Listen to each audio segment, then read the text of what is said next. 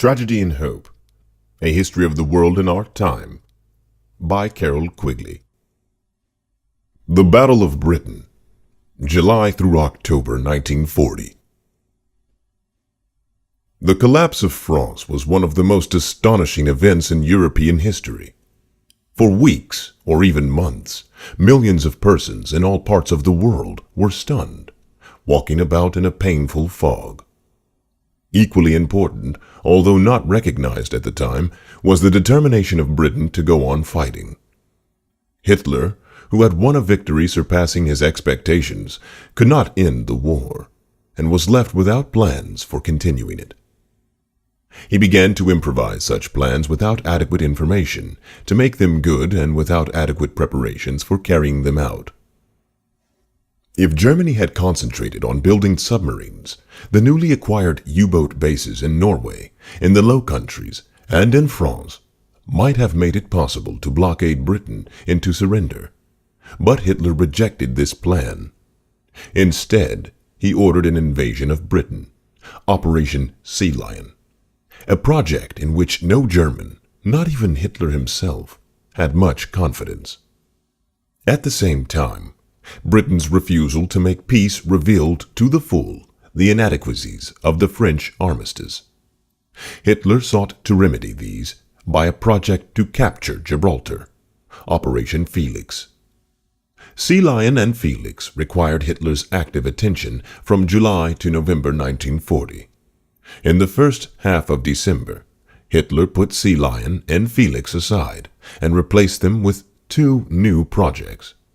The new projects sought to conquer all the Balkans, Operation Marita, and to attack the Soviet Union, Operation Barbarossa.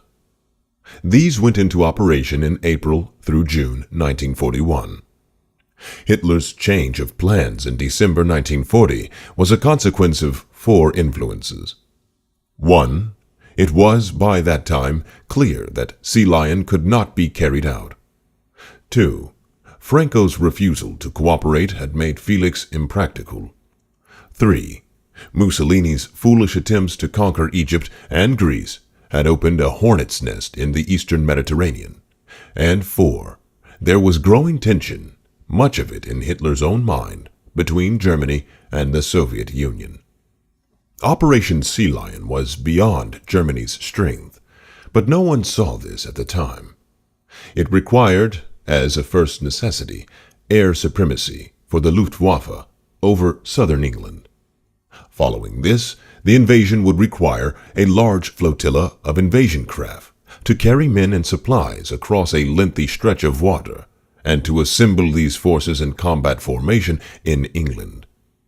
The German Navy was in no position to defend such a flotilla against the British Navy with minefields and to preserve both the invasion flotilla and the minefields by German air superiority. Britain had adequate manpower, including the men evacuated from France and thousands of anti-Nazi refugees from overrun countries, but had little heavy equipment and certainly had only a fraction of the 39 divisions the Germans estimated to be the size of the defense forces. These forces were hurriedly prepared, barbed wire and mines were placed on all the landing beaches, watchers were stationed everywhere, all road signs which might guide the invaders were removed, and all able-bodied men, many armed only with fowling guns, were drilled for defense against parachutists. Fortunately, none of these defensive measures ever had to be tested, because Germany was unable to win air superiority over England. Although air superiority had not yet been achieved by Germany, orders for the invasion were issued at the middle of July. The date was finally fixed at September 21st, but it was postponed, temporarily on September 17th, and indefinitely on October 12th. The attacks of the Luftwaffe were directed successively from July 10th to the end of October, at coastal defenses, at the Royal Air Force installations, and at London itself. Very heavy damage was inflicted on England, but the losses to the German Air Force were more significant, reaching 1,733 planes with their pilots in 3.5 months. In the same period, the British dead reached 375 pilots and over 14,000 civilians. The greatest loss for the Germans in one day was 76 planes on August 15th. But the turning point for the battle came on September 15th, when 56 invading planes were shot down. The counterattack of the Royal Air Force on German bases was also very successful. Hundreds of invasion craft, in some cases loaded with German soldiers under training, were destroyed. As the Battle of Britain drew to its close in October 1940, the Germans shifted to night bombing of British cities.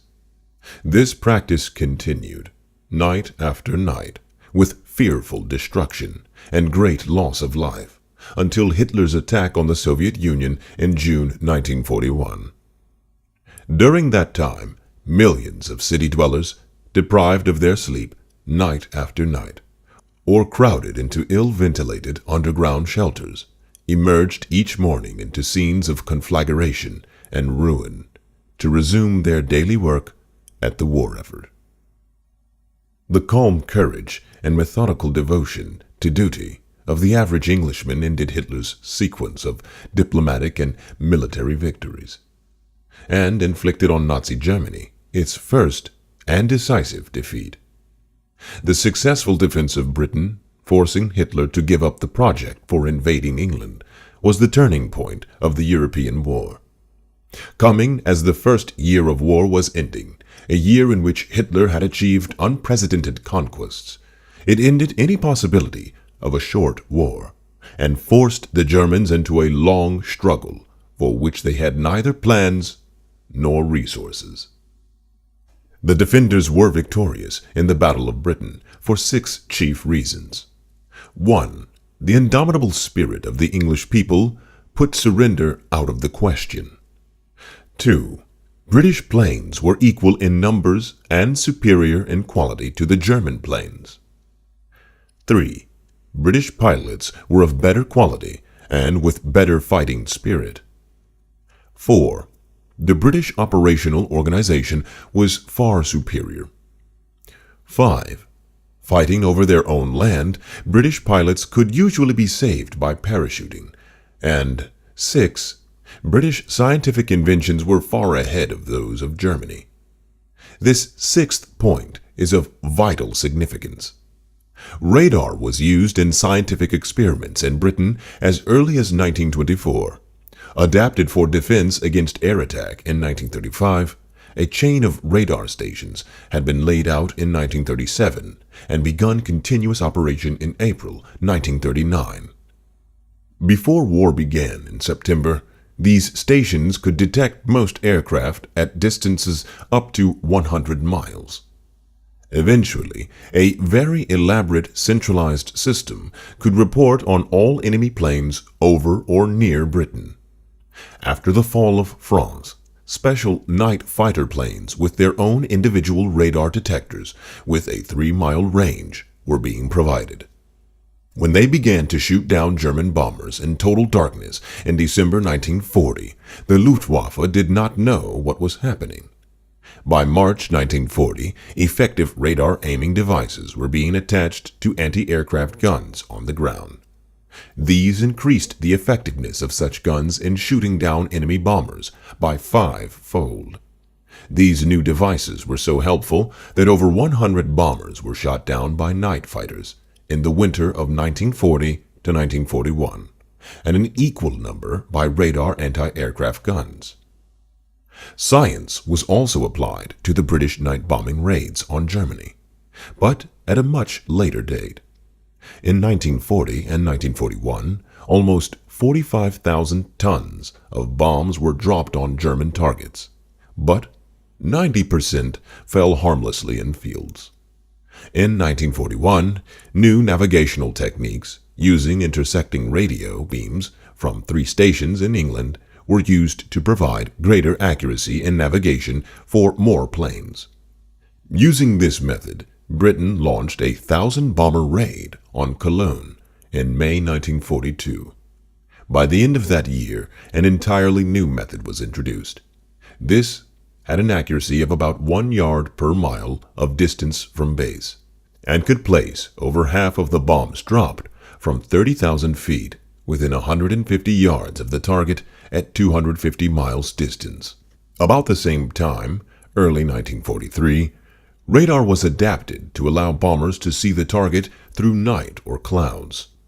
As we have already indicated, bomb damage, however great, had no decisive effects on Germany's ability to wage war, but the growing effectiveness of British and American bombing made it necessary for Germany to devote increasing amounts of its resources and manpower to air defense and to production of fighter planes, and, by drawing German planes back to Western Europe from Russia, aided the Russian defense very considerably.